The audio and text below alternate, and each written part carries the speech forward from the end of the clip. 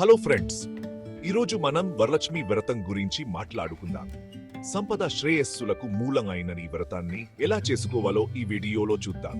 శ్రావణ్ మాసం, పచ్చదనం, చెట్లన్నీ పూతో కన్నకల్లాడుతున్నాయి. పక్షుల కిలకిలరావాలు మనసుకు ఎంతో ఆనందాన్ని ఇస్తున్నాయి. ఈ శుభి సమయంలోనే వస్తుంది వరలక్ష్మి వ్రతం. ప్రతి ఇంట్లో సంపదల తల్లి లక్ష్మీదేవి కొలువుదీరి భక్తులను అనుగ్రహిస్తుంది. శుక్రవారం నాడు వచ్చే ఈ పండుగ సుఖ సంతోషాలకు ప్రతీక. కుటుంబ సభ్యులంతా ఒకచోట్ చేరి వరలక్ష్మిని పూజిస్తారు. లక్ష్మీదేవిని మనస్ఫూర్తిగా ఆరాధిస్తే సకల శుభాలు కలుగుతాయని భక్తుల నమ్మకం. శుక్రవారం అంటేనే శుభ సూచకం. ఈ రోజున లక్ష్మీదేవిని పూజిస్తే అష్టైశ్వర్యాలు కలుగుతాయని అందరూ అనుకుంటారు. వరలక్ష్మి వ్రతాన్ని శ్రద్ధాభక్తులతో ఆచరిస్తే ఇంట బయట శాంతి నెలకొంటుంది. ఇంటిని శుభ్రంగా ముగ్గులు వేసి పూలతో అలంకరిస్తారు. కొత్త పసుపుతో ఇంటి ముందు రంగవల్లులు తీర్చిదిద్దుతారు.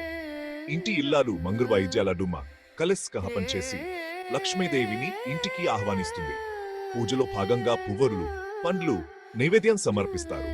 లక్ష్మీదేవికి ఇష్టమైన పాయసం, వడపప్పు వంటివి కూడా చేసి నైవేద్యంగా సమర్పిస్తారు.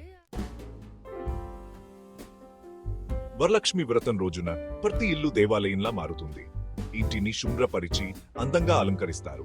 ముగ్గులు, రంగవల్లులు, తోరణాలు ఇంటికి కొత్త శోభను తెస్తాయి. లక్ష్మీదేవి కూర్చోవడానికి ప్రత్యేకంగా పీక్వం ఏర్పాటు చేస్తారు. కొత్త వస్త్రాలు, నగలతో లక్ష్మీదేవి విగ్రహాన్ని అలంకరిస్తారు. పూజా సామాగ్రి, పువ్వులు, పండ్లు, తాంబూలాలు సిద్ధం చేసుకుంటారు. లక్ష్మీదేవికి ఇష్టమోన్ పాయసం, పొడపు, లడ్డు వంటివి ప్రత్యేకంగా తయారు చేస్తారు. వీటిని హత్తిష్టదర్లతో లక్ష్మీదేవికి నైవేద్యంగా సమర్పిస్తారు.